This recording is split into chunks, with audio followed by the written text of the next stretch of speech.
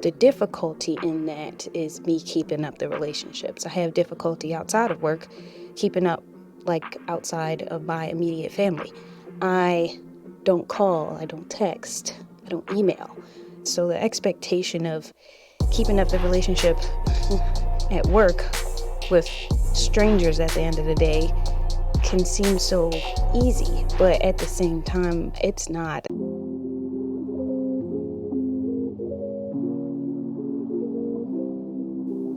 Hi, this is I'm Just Sharing with Shonda.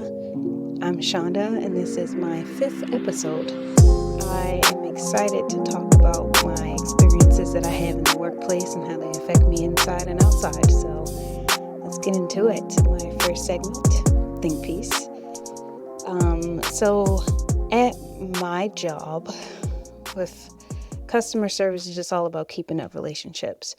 And we use this system called Salesforce, and it's just to keep in touch with our customers.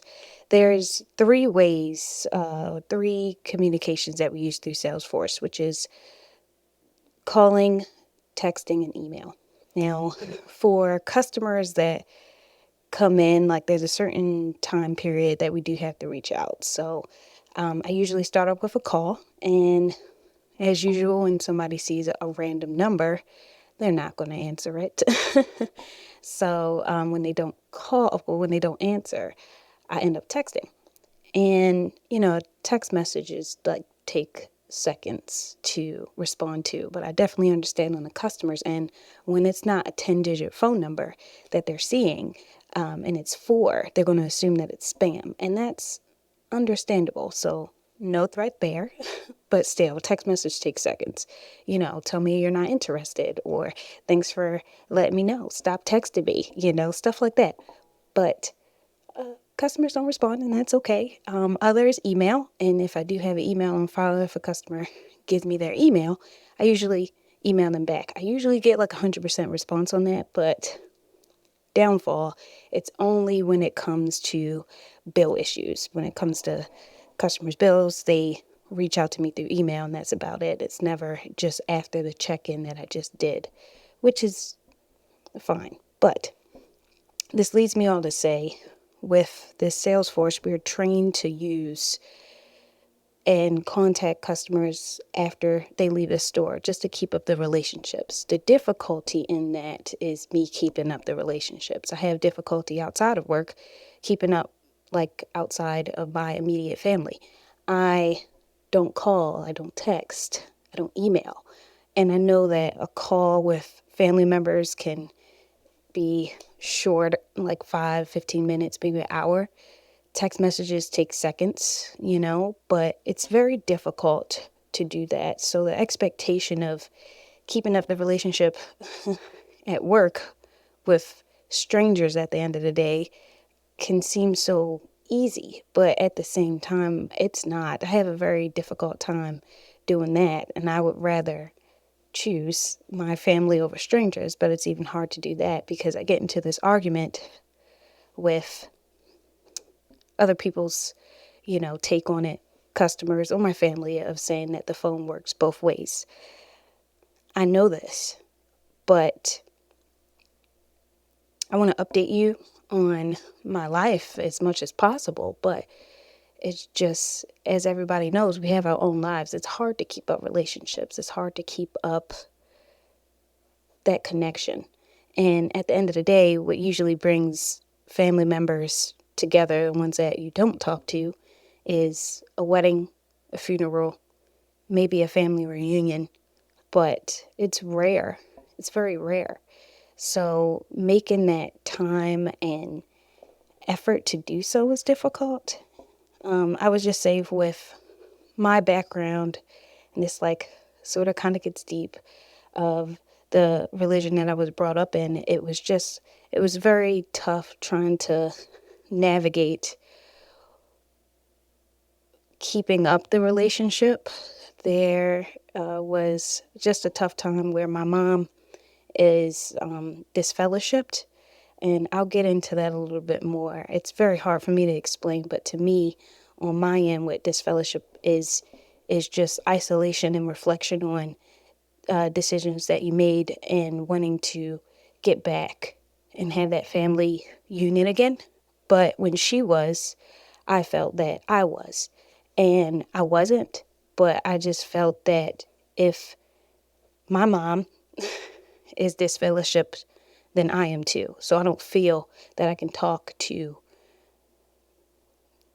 other people outside the organization or family members. And most of my family are in this religion. I'd rather not disclose it because it's a little bit personal, and I never want to speak negatively about it because they taught me a lot, and it's been like a huge structure in my life. And to me, it's like the kind of person I'm in today. I'm kind, I'm happy, and I'm not afraid to express my emotions. But growing up, following my mom's under her rules, and I'm a young girl, so like I have to follow what my mom says, and I wanted to do it too. But it was just difficult trying to navigate on when she was and trying to reach out to my family. I just felt like I couldn't reach out to my family because of the fact that she was disfellowshipped. So it was from like now, I want to say, now that I'm like not in it, I do feel more freely to call anytime. And that's what they say, call anytime. It really doesn't matter either because family will always be there for you. And I guess I just have the burden, I put that burden on myself about not reaching out when I know that I can, because then I wouldn't really know what to say. I would want to tell my family everything that's been going on in my life, and it's trying not to get emotional, because I want them to be a part of my life, and they are, but I just don't like that it's so distant. And I want to make that first step, but I feel like when I make that first step, it's going to be huge and impactful, because I want them to understand like how I feel. And growing up, that it was just very difficult for me to communicate the way how like I wanted to communicate. I just didn't know how to. I didn't know how to. And my mom was definitely a huge mentor, and like I can talk to her easily. But when it came to aunts and cousins, I still had that difficult time just reaching out. But I know that they would take me with open arms. I just have to try. I just have to do it. Yeah. Yeah. Which can be scary. This is going to be, I want to get into a deeper conversation when I have my mom on and get my mom around and my sisters. They were aware when I first started that I said that I would like to have deep conversations. So I guess this might be a very short episode because it's just a little bit tough to talk about and have my thoughts on this topic. But I would say the big takeaway is that communication and keeping up connection is key. I would love to have that turnaround with my family. I would also like it to have that turnaround at work, because I lack on it for sure. And then being a manager, teaching my team that too, that we need to be on top of Salesforce, because that's what drives people back, is just talking and keeping up that connection. So I guess if I try at work, it won't be so difficult for me to try to have that conversation with my, with my aunts and cousins. I really want to have a huge, deep conversation with them. I know that will happen, but in due time, I'll definitely keep you guys up with it for sure. Yeah, very short, but I would just wanted to say it's easy to make a phone call too. So if anybody isn't, just make that phone call or email me. I can be the start of whatever you want to talk about. Again, I always create a safe space no matter where I am.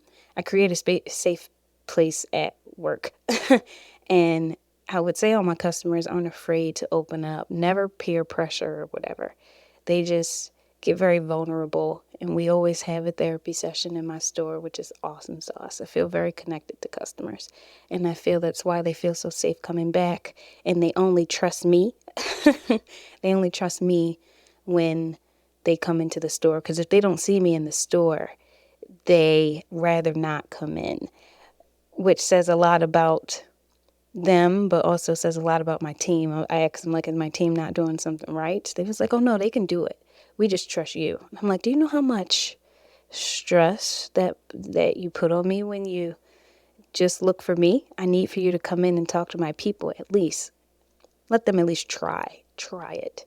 And we'll get past all those barriers, but cool. Cool. This moves me on to my random thought. My segue. My random thought today was how I feel like a kung fu artist master when I catch a fly in my hand, in my bare hand. You don't know how quick you have to be to catch those suckers. And I feel like I've caught so many in my lifetime. I've caught so many, to the younger ones who just came out, unfortunately, very sorry. To the older ones who are a little bit sluggish, the big ones, but then also the little speedy motherfuckers, okay? And, you just like, sometimes, right, you have to like do it 1 or 2, 3 times and then you catch their asses. And then you're like, but the moments that I catch the first time in my hand, I just felt like a god, like, but I felt so bad because I also killed it while I catched it. But recently, I caught a fly right in between my finger, right between my fingers. And it was his little, his wing.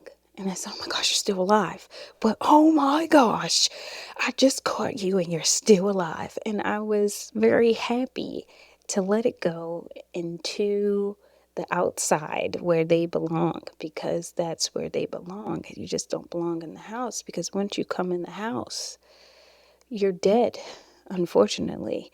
And when we were younger, me and my sisters would kill the flies. Let me go into just killing the flies, because we did. Anybody does. Don't judge me. Not everyone can be saved, but with a fly swatter. And what we did was just leave it on the window. And we had like a sliding door. So it would be like probably about 5 bodies on the sliding door. And we would leave it there, and their guts are all smashed, the little green pus is all everywhere. It was just disgusting. And then it got dried up, but it stayed on there. And my mom would come down the stairs, and she's like, why don't y'all clean this up? And I'm like, we're sending a message. We're sending the message to all of those flies out there that this can be you, and this will be you if you fly into this house. And that is...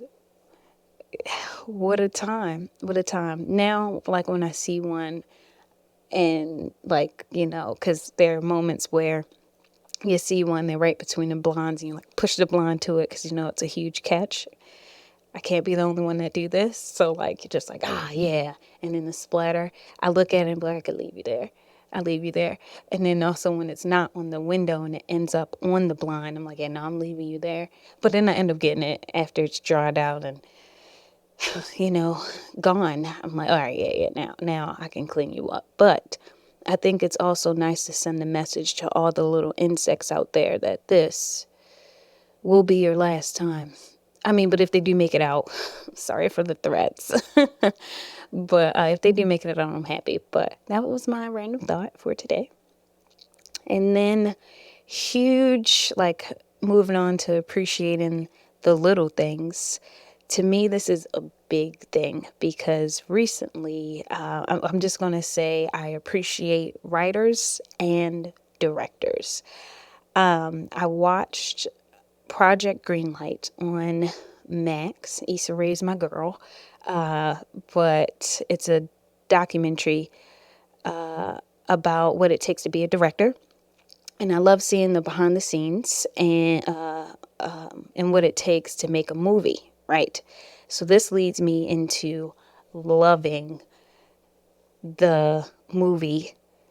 They just cloned Tyrone, okay? I love the storyline, the character relationship. They filmed in Atlanta, Georgia, and I just love the whole plot twist. I'm telling you, when I made that connection, and I don't want to give it away, it's like 96% Rotten Tomatoes. I'm pretty sure everybody watched it, but the plot twist that was in there when I figured it all out and everything was just coming together, I'm like, oh my gosh. But then jaw dropped of the twist that they did at the end. And I'm like, oh my goodness. I have to see who came up with this. And Jewel Taylor is the director of They Clone Tyrone. And this was his film director debut. And he co-written it with Tony Rettenmeyer. Just such a great movie. Such an awesome movie. I would say if you didn't watch it, go watch it because it was just awesome sauce and made me think. But pay the writers, man. I feel like the minds of actual people are out of this world for sure. I pay the writers. That's all I have to say because that right there just really, really, really, really good movie. And I suggest anybody should watch it.